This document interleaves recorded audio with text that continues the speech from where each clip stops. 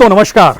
दुनिया में टकराव बढ़ रहा है। संयुक्त राष्ट्र में भाषण देने वाले देश भी अब टकराव की भाषा खुले तौर पर बोलने लगे हैं। आतंकवाद की परिभाषा भी संयुक्त राष्ट्र में दिए जाने वाले भाषणों में बदलने लगी है। कौन किसके साथ खड़ा है, किस रूप में खड़ा है, किसका कितना मुनाफा हो चला है, ये सारी परिस्थितियां जिस तेजी से बदल रही हैं, ऐसी कल्पना शायद 5 बरस पहले तो दूर 1 बरस पहले भी किसी ने नहीं की थी। यह कोल्ड वार की स्थिति नहीं है, यह सेकेंड वर्ल्ड वार के बाद की एक नई परिस्थिति है जिसमें संयुक्त राष्ट्र की मौजूदगी भी हाशिए पर ढकेली जा रही है। यह एक ऐसी परिस्थिति है जिसमें ईस्ट और वेस्ट ब्लॉक नहीं, जिसमें संयुक्त राष्ट्र किसी युद्ध को रोकने के लिए नहीं और शायद दुनिया के बड़े बाजार में दोबारा से हथियारों का व्यापार फलने फूलने लगेगा, यह भी कल्पना किसी ने नहीं की थी। और इन तमाम परिस्थितियों के बीच, या कहें बदलती परिस्थितियों के बीच, भारत के प्रधानमंत्री अमेरिका के लिए रवाना हो गए। और देखिए, खुला आसमान है, लेकिन इस खुले आसमान तले अगर अफगानिस्तान होगा तो फिर आप उसके एयर स्पेस का इस्तेमाल भी नहीं कर सकते हैं। और आज प्रधानमंत्री मोदी ने भी अफगानिस्तान के ऊपर से उड़ान नहीं भरी। हालांकि 2 बरस के बाद पाकिस्तान ने इजाजत दे डाली। 2019 में उसने धारा 370 का विरोध करते हुए, जो हटा लिया गया भारत के द्वारा, उसका विरोध करते हुए अपने एयर स्पेस का इस्तेमाल करने पर रोक लगा दी थी। याद कीजिए, इससे पहले 2019 में जब प्रधानमंत्री जर्मनी जा रहे थे, राष्ट्रपति आइसलैंड जा रहे थे, इजाजत पाकिस्तान ने अपने एयर स्पेस की नहीं दी। लेकिन उस वक्त अफगानिस्तान का आसमान खुला था। लेकिन अब ना आसमान खुला है, ना जमीन खुली है। और संयुक्त राष्ट्र के भीतर भी अफगानिस्तान के नुमाइंदे जो अभी तक थे, उनको खारिज करते हुए तालिबान कह रहा है कि हमारे व्यक्तियों को वहां भाषण देने की इजाजत होनी चाहिए। और दूसरी तरफ सार्क की बैठक, जो कि भारत समेत भारत के तमाम पड़ोसी देशों की विदेश मंत्रियों की बैठक होनी थी, उसमें पाकिस्तान का कहना है कि वहां पर तालिबान के लिए कुर्सी लगनी चाहिए, नहीं तो यह बैठक नहीं होगी। तो क्या दुनिया बदल रही है? और क्या दुनिया वाकई सेकेंड वर्ल्ड वार के बाद की परिस्थितियों से इतर बिल्कुल नई परिस्थिति में आकर खड़ी हो गई है?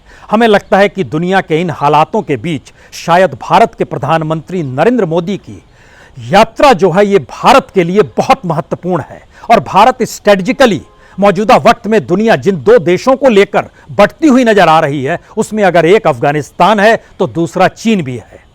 और चीन को लेकर पहली बार अमेरिका ने जिस समझौते की दिशा में हाथ बढ़ाया है, यह समझौता सेकेंड वर्ल्ड वार के बाद उसने कभी नहीं किया था। तो क्या रूस और अमेरिका का कोल्ड वार नई परिस्थिति में चीन और अमेरिका के कोल्ड वार में तब्दील हो रहा है? क्या आतंकवाद को लेकर बदलती परिभाषा के बीच लोकतंत्र पर भी सवालिया निशान है? और जिस तरीके से परमाणु पनडुब्बी को लेकर समझौता ऑस्ट्रेलिया के साथ अमेरिका ने किया, और जिस समझौते का विरोध फ्रांस ने किया, जो कि अमेरिका का मित्र देश है, क्योंकि उसको 3 लाख करोड़ का सीधे सीधे घाटा हो गया, क्योंकि उसने परमाणु पनडुब्बी का समझौता ऑस्ट्रेलिया के साथ किया हुआ था और उसे उसका लाभ मिलना था। तो क्या 3 लाख करोड़ रुपए का घाटा वो नहीं सह पा रहा है? इसीलिए उसने अपने राजदूत को अमेरिका से बुला लिया, ब्रिटेन से बुला लिया और ऑस्ट्रेलिया से बुला लिया, क्योंकि यही 3 देशों का समझौता है परमाणु पनडुब्बी को लेकर। और एक लिहाज से यह सैन्य समझौता है। यह सैन्य समझौता चीन के विस्तार को रोकने के लिए है। लेकिन सवाल इतना बड़ा नहीं है। हमें लगता है कि आज कुछ तथ्यों पर गौर करें, कुछ डॉक्यूमेंट्स पर गौर करें। ये इसलिए बड़े महत्वपूर्ण हो चले हैं क्योंकि सार्क की बैठक में जब पाकिस्तान ने कहा कि चेयर पर तालिबान बैठेगा, ना कि अशरफ गनी रिजिम के वह प्रतिनिधि जो फिलहाल यूनाइटेड नेशन में है, उसका विरोध भी तालिबान कर रहा है और वहां के प्रतिनिधि आकर सार्क में नहीं बैठेंगे, तो सार्क कैंसिल हो गया।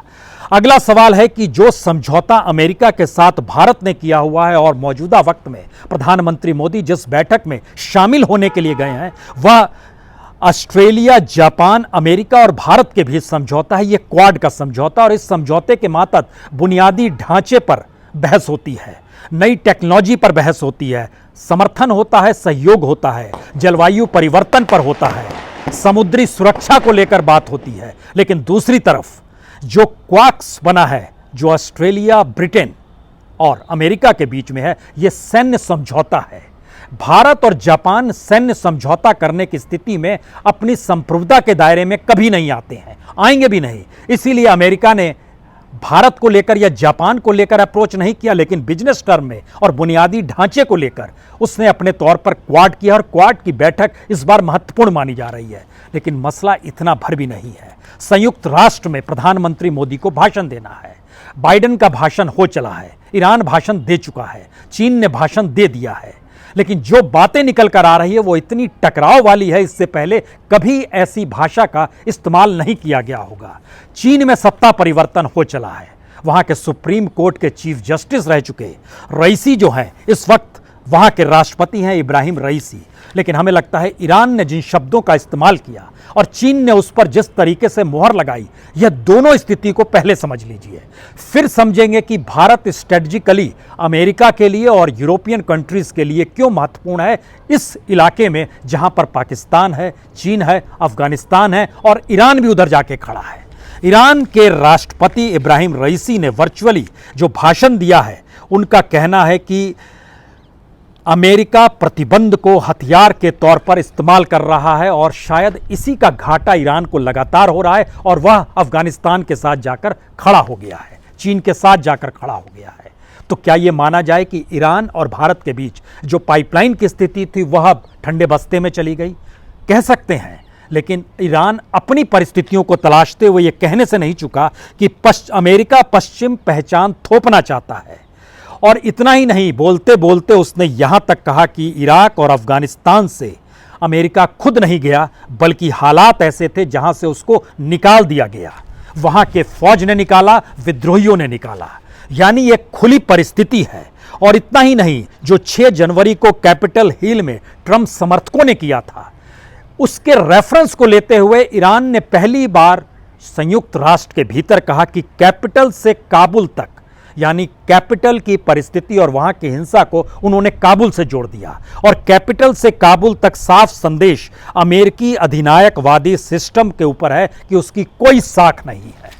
क्या यह खुले तौर पर ऐलान है अमेरिका के खिलाफ ईरान का? और एक नई परिस्थिति दुनिया में बन रही है, क्योंकि ईरान ने अपने तौर पर जब यह कहा कि ईरान के रक्षा सिद्धांत में परमाणु हथियार और प्रतिरोधक नीति यानी डिटरेंस पॉलिसी जो है वह कोई जगह उसकी नहीं है, तो अमेरिका ने क्या कहा? अमेरिका का जवाब था ईरान को परमाणु हथियार हासिल वो करने नहीं देगा। बात यहीं तक रुक जाए तो भी ठीक है।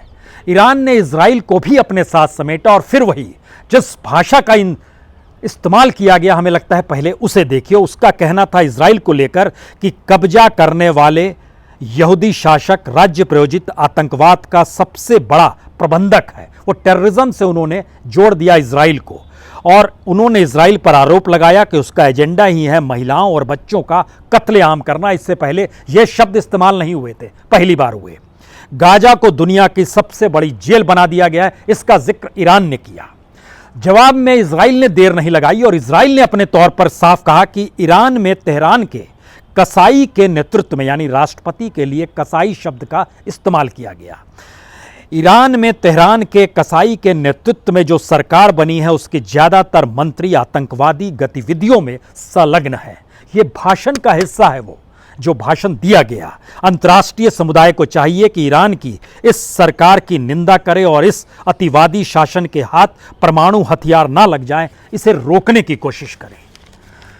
सवाल इतना पर नहीं है, सवाल इसके आगे है कि संयुक्त राष्ट्र में वीटो पावर चीन के पास है, और चीन की तरफ से सीधे अमेरिका पर यह कहकर निशाना साधा गया कि लोकतंत्र पर किसी एक मुल्क का सुरक्षित अधिकार नहीं है, यह सभी देशों के लोगों का अधिकार है, और बाहर से सैन्य हस्तक्षेप और कथित लोकतांत्रिक परिवर्तन से कुछ हासिल नहीं होगा, बल्कि इससे नुकसान ही होगा।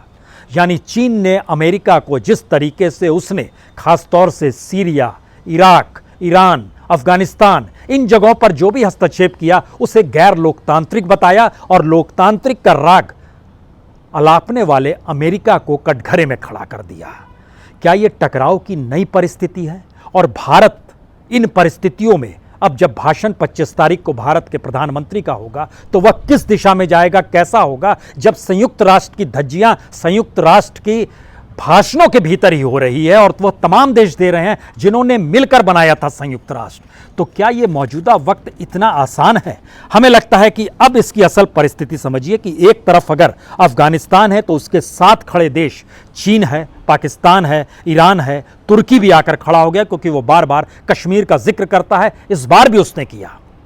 अमेरिका ने ऑस्ट्रेलिया से हाथ मिलाया है। इंडिया उसके लिए स्ट्रेटेजिक पार्टनर के तौर पर कितना नजदीक जा पाएगा, क्योंकि कहीं ना कहीं भारत को लेकर और ट्रंप के साथ प्रधानमंत्री मोदी की नजदीकी को लेकर कुछ सवाल बाइडेन के जहन में है। कश्मीर पॉलिसी को लेकर वहां की वाइस प्रेसिडेंट हैरिस ने जो पूरा का पूरा ड्राफ्ट किया था पेपर, उसमें भी कई सवाल थे। ये सारे सवाल हैं, लेकिन सवाल है अब नई परिस्थिति में चीन जिस तरीके से अपने विस्तार को चाहता है और उसको रोकने के लिए अमेरिका परमाणु पनडुब्बी भी बनाने की परिस्थिति में ऑस्ट्रेलिया के साथ खड़ा हो गया। यानी परमाणु को लेकर डील कभी भी सेकेंड वर्ल्ड वॉर के बाद अमेरिका ने कभी नहीं की। शायद इसीलिए यह दौर जो है ये बहुत महत्वपूर्ण दौर भारत के लिए है, क्योंकि जो ऑक्स समझौता किया गया है उसमें ऑस्ट्रेलिया को न्यूक्लियर पनडुब्बी की तकनीक मिल जाएगी और पैसिफिक क्षेत्र में जो चीन अपना विस्तार कर रहा है उसका मुकाबला करने के लिए वहां पर कहीं ना कहीं ऑस्ट्रेलिया की मौजूदगी होगी, जिसकी समुद्री सीमा जो है चीन की सीमा से मिलती है। वहां जापान भी परेशान है, तो जापान के साथ क्वाड की जो समझौता है उसके साथ अमेरिका उसके साथ खड़ा होना चाहता है। तो अंतर्राष्ट्रीय मानचित्र पर जरा देखने की परिस्थिति में आइए कि सेकेंड वर्ल्ड वॉर के समय जो सबसे महत्वपूर्ण स्थिति थी उसमें कौन कौन देश कहां कहां खड़े थे, वेस्टर्न ब्लॉक और ईस्टर्न ब्लॉक। और उसी दौर को याद कीजिए, भारत के प्रधानमंत्री तब के नेहरू ने क्यों कहा था ना हम वेस्टर्न ब्लॉक में हैं ना हम ईस्टर्न ब्लॉक में हैं, बल्कि हम गुट निरपेक्ष हैं, किसी भी गुट में शामिल नहीं हैं। लेकिन इस वक्त नॉन अलाइनमेंट नहीं है, इस वक्त गुट निरपेक्ष परिस्थितियां नहीं है, लेकिन भारत की स्थिति हमेशा से गुट निरपेक्ष वाली रही है। यह इसलिए बड़ा महत्वपूर्ण है क्योंकि ऑस्ट्रेलिया ने दुनिया के किसी भी देश से कोई बातचीत नहीं की जब वो अमेरिका के साथ समझौता कर रहा था। लेकिन भारत में ऑस्ट्रेलिया के राजदूत ने जानकारी दी भारत को कि यह क्यों समझौता कर रहा है। और दूसरी तरफ जिस फ्रांस ने ऑस्ट्रेलिया, ब्रिटेन, अमेरिका से अपने राजदूत को बुला लिया, उस फ्रांस के प्रधानमंत्री मैक्रोन ने प्रधानमंत्री मोदी से बात की और उस वक्त बात की जब वो अमेरिका की यात्रा पर निकलने की स्थिति में थे। ये सारी परिस्थिति बताती है कि भारत स्ट्रेटेजिकली इन तमाम देशों के लिए कितना महत्वपूर्ण है और भारत का गुट निरपेक्ष होना ही उसकी कैसी ताकत रही है। इन्हीं परिस्थितियों में संयुक्त राष्ट्र में भी भाषण होना है, इन्हीं परिस्थितियों के भीतर वहां के प्रेसिडेंट और वाइस प्रेसिडेंट से मुलाकात भी होनी है और क्वाड को लेकर बैठक भी होनी है। जापान के प्राइम मिनिस्टर और ऑस्ट्रेलिया के प्राइम मिनिस्टर से भी प्रधानमंत्री की, मोदी की बातचीत होनी है। लेकिन भारत अपनी जगह स्ट्रेटेजिकली किस जगह पर खड़ा है, शायद ये यात्रा कहीं ज्यादा महत्वपूर्ण है। लेकिन इसके ठीक समानांतर दुनिया के मानचित्र पर पहली बार यह भी समझिए कि हिंद प्रशांत क्षेत्र का में चीन सबसे ज्यादा न सिर्फ सक्रिय है बल्कि एक लिहाज से सबसे ज्यादा उसने निवेश भी इसी इलाके में किया है, जो दुनिया के लिए खतरे की घंटी है। क्योंकि डॉक्यूमेंट्स बहुत साफ बताते हैं कि पश्चिमी राष्ट्र इसलिए चिंतित हैं क्योंकि इस इलाके में चीन नए द्वीप को डेवलप कर रहा है और ऑक्स समझौते से जब फ्रांस नाराज हो गया, जो कि मित्र देश अमेरिका के तौर पर आता है, और उसको सिर्फ 3 लाख करोड़ का घाटा हुआ, तो अगला सवाल ये आया, क्या ये नई परिस्थितियां दुनिया में हथियारों को लेकर, उसकी खरीद फरोख्त को लेकर एक नई प्रतिस्पर्धा पैदा कर देगी? क्योंकि साउथ चाइना सी में लगभग 250 छोटे बड़े द्वीप को मिलाकर एक इलाका भी चीन ने डेवलप किया है और दक्षिणी चीन सागर का ये जो पूरा इलाका है ये दरअसल हिंद महासागर और प्रशांत महासागर के बीच में आता है और इनके साथ जो सटे हुए देश हैं उसमें चीन है, ताइवान है, मलेशिया है, वियतनाम है, इंडोनेशिया है, ब्रुनई है, फिलीपींस है, इससे घिरा हुआ ये पूरा इलाका है। और ऑस्ट्रेलिया की चिंता ये है कि दरअसल पश्चिमी प्रशांत क्षेत्र में चीन की जो समुद्री सीमा लगती है ऑस्ट्रेलिया से, वहां पर भी वो विस्तार कर रहा है। इसीलिए परमाणु पनडुब्बी का समझौता अमेरिका ने ऑस्ट्रेलिया को हथियारों के जरिए पावरफुल बनाने की स्थिति में लाने के लिए किया। लेकिन एक दूसरा सवाल फिर यहीं से शुरू होता है, क्या वाकई हथियारों की होड़ शुरू होने वाली है? हमने एक डाटा निकाला। ये डाटा इसलिए बड़ा महत्वपूर्ण है क्योंकि मौजूदा वक्त में जो टकराव है उसको लेकर Stockholm International Peace Research Institute यानी सिप्री का जो डाटा है वो ठीक कोविड के पहले का है। वो बताता है कि दुनिया भर में जो एक बरस के अंदर में जो हथियार बेचे खरीदे जाते हैं वो तकरीबन 26,60,000 करोड़ के हैं, $361 बिलियन। और उसमें सबसे ज़्यादा हथियार जो बेचती है कंपनी वह अमेरिका की कंपनी है। इस 26 लाख में से लगभग 12 लाख करोड़ रुपया अमेरिका की सिर्फ 5 कंपनियां हैं जो बेचती है, यानी $166 बिलियन। लॉकहीड मार्टिन उसकी कंपनी है, बोइंग कंपनी है, नॉर्थरोप ग्रुमहोन कंपनी है, रैथिथियोन कंपनी है, जनरल डायनेमिक्स कंपनी है, और इसके अलावा कुल 7 कंपनी और है, यानी 12 कंपनियों की जो पूरी लिस्ट निकालिएगा तो दुनिया भर में जो 26.5 लाख करोड़ के हथियार बिकते हैं उसमें अमेरिका सिर्फ 16 लाख करोड़ के हथियार बेचता है। ऐसा नहीं है कि दुनिया के बाकी देश नहीं बेचते हैं। रिपोर्ट बतलाती है कि यूएई लगभग 34,000 करोड़ रुपए के हथियार बेचता है एक साल में। चाइना जो है यह बहुत तेजी से आगे बढ़ रहा है और तकरीबन 4.25-4.5 लाख करोड़ रुपए के लगभग ये हथियार बेचने लगा है एक साल में। रशिया की कंपनी जो है, कुछ कंपनी, 2 कंपनी खास तौर पर है, लेकिन यह 1 लाख करोड़ रुपए का हथियार बेचते हैं। वेस्ट यूरोपियन की 6 कंपनियां हैं जो तकरीबन 5 लाख करोड़ का हथियार बेचती है। और इस परिस्थिति में जो फ्रांस जो 3 लाख करोड़ का सौदा जो रद्द हो गया, जिसमें समझौता अमेरिका के साथ ऑस्ट्रेलिया ने कर लिया, और दुखी है और इस लेवल पे दुखी है कि वो अपने राजदूतों को भी बुला रहा है। भारत ने जो राफेल उससे खरीदा, उससे वहाँ की डसाल्ट कंपनी है, उसमें लगभग 105% के बिजनेस का इजाफा हो गया। अब बड़ा सवाल ये है, इन परिस्थिति में जरा स्थिति को समझिए। ये पहला मौका है जब इसके दायरे में खेल भी आ गया है। इससे पहले अफगानिस्तान में जब रूसी सेना गई थी तो याद कीजिए 1980 में ओलंपिक का बहिष्कार अमेरिका ने किया था और उसके साथ कई देशों का मतलब लगभग 60 से ज़्यादा देशों ने किया था। 1984 में अमेरिका में जब ओलंपिक था तो रशिया ने उसका बहिष्कार किया था, उसके साथ कम देशों की तादाद थी लेकिन उसने भी बहिष्कार किया था। इस बार क्या हुआ? इस बार बड़ा महत्वपूर्ण इसलिए है क्योंकि चाइना चाहता है बिजनेस रूप में वह दुनिया पे रूल करे और इसीलिए उसने रिकैप भी बनाया, लेकिन अब उसने अर्जी दे दी है CPTPP। ये दरअसल Comprehensive and Progressive Agreement and Trans Pacific Partnership होती है, जिसको अमेरिका ने ही ओरिजिनली क्रिएट किया था TPP के नाम से, ट्रांस पैसिफिक पार्टनरशिप। लेकिन ट्रंप के दौर में अमेरिका इससे बाहर हो गया तो चाइना ने पहली बार अर्जी दी कि दरअसल हम इसमें शामिल होना चाहते हैं। और उसकी जो एडमिनिस्ट्रेटिव वर्क है इस समय न्यूजीलैंड देख रहा है। न्यूजीलैंड के सामने ये सवाल है कि दरअसल वह किस रूप में चाइना को स्पेस दे या ना दे। इसलिए ध्यान दीजिए, जो अफगानिस्तान को लेकर स्ट्रेटजी बन रही थी उस दायरे में न्यूजीलैंड की क्रिकेट टीम ने उसी दिन अपनी टीम को सुरक्षा कारणों से पाकिस्तान से वापस बुला लिया, जिस दिन चाइना ने अर्जी दी कि हमको भी इसमें शामिल कर लिया जाए Comprehensive and Progressive Agreement and Trans Pacific Partnership में। न्यूजीलैंड ने पाकिस्तान का दौरा रद्द कर दिया तो ब्रिटेन ने भी दौरा रद्द कर दिया, यानी खेल भी पहली बार इस दायरे में आ गया। यानी सवाल है कि जब आप सेकेंड वर्ल्ड वार के बाद के पन्नों को टटोलेंगे तो सिर्फ कोल्ड वार का सवाल नहीं है। ये एक ऐसी परिस्थिति है जिसमें बिजनेस, जिसमें हथियार, जिसमें कूटनीति, जिसमें वह तमाम चीज़ें निकल कर आ रही है जो कि कोल्ड वार के दौर में होती थी। और हम इस बात का जिक्र इसलिए भी करना चाहते हैं क्योंकि जब आप उस दौर में चले जाइएगा जब कोल्ड वार की परिस्थिति थी, उस समय क्या होता था। 49 में नाटो बना लिया अमेरिका ने, एक लिहाज से मिलिट्री अलायंस था सबके साथ, जो अब ऑस्ट्रेलिया के साथ किया गया है, उससे पहले कभी नहीं किया गया। ब्रिटेन के साथ उसका पुराना अलायंस रहा हुआ है। नाटो के बाद पहली बार मिलिट्री अलायंस ऑस्ट्रेलिया के साथ हुआ, तो क्या कोल्ड वार की वापसी है। और इस प्रोसेस में देखिए तो जियोपॉलिटिकल टेंशन उस दौर में खूब था, वेस्टर्न और ईस्टर्न ब्लॉक था, उस दौर में रीजनल कॉन्फ्लिक्ट्स थे जो इस वॉर में, और प्रॉक्सी वार था जो इस वक्त नज़र आ रहा है, चाहे वो सीरिया में नज़र आए, चाहे वो इराक में नज़र आए, इन तमाम देशों में, चाहे वो अफगानिस्तान में नज़र आएगा। साइकोलॉजिकल वारफेयर भी एक चलता था और ये नज़र आपको संयुक्त राष्ट्र तक अब पहुँच गया है। तो क्या उस दौर की वापसी हो गई है?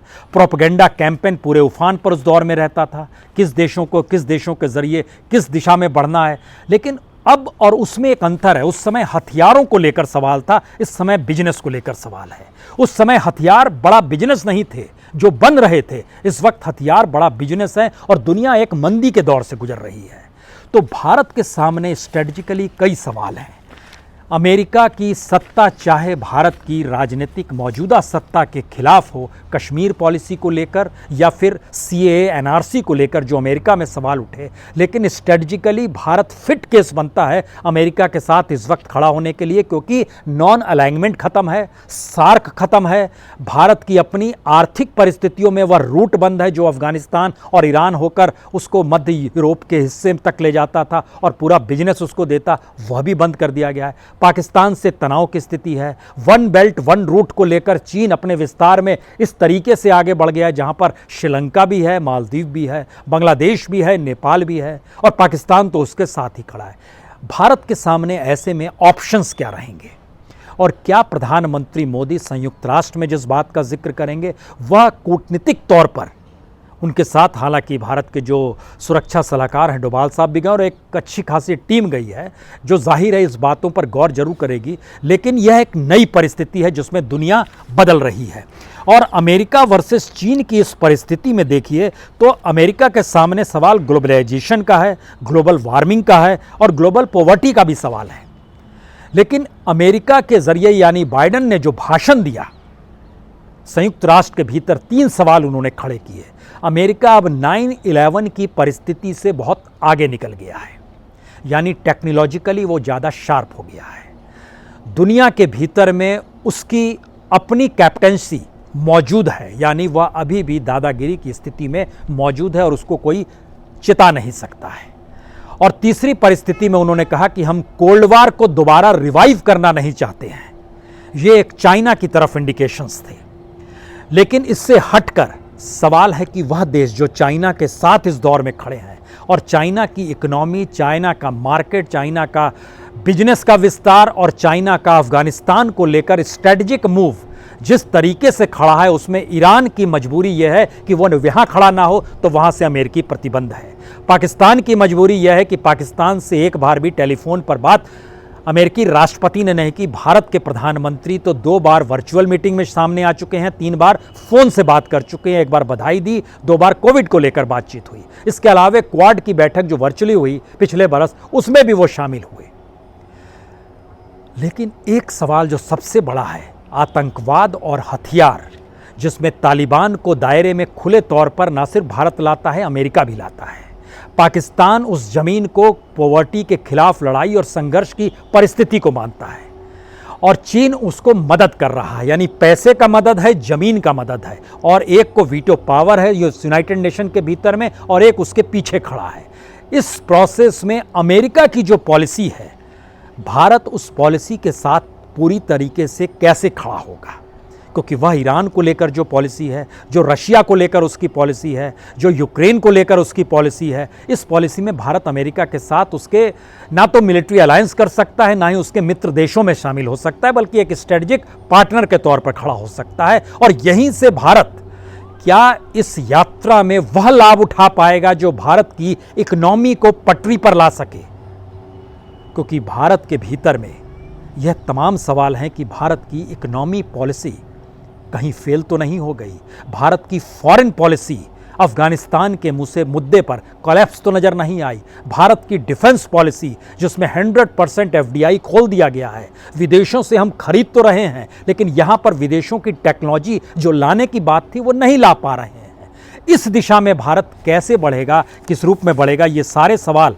इसलिए बड़े महत्वपूर्ण हो चले हैं क्योंकि सेकेंड वर्ल्ड वार के बाद जो कोल्ड वार की परिस्थिति थी, उस दौर के तनाव और परिप्रेक्ष्य को लेकर अगर मौजूदा वक्त में देखिएगा तो कहीं ज़्यादा गंभीर स्थिति है। और आने वाले 3-4 दिन भारत की उस स्ट्रेटजी को तय करेंगे। इस इलाके में भारत की मौजूदगी को लेकर अमेरिका और उसके नाटो कंट्री या फिर जो ऑस्ट्रेलिया के साथ उसने समझौता किया है, उनकी स्ट्रेटजी को भी तय करेंगे।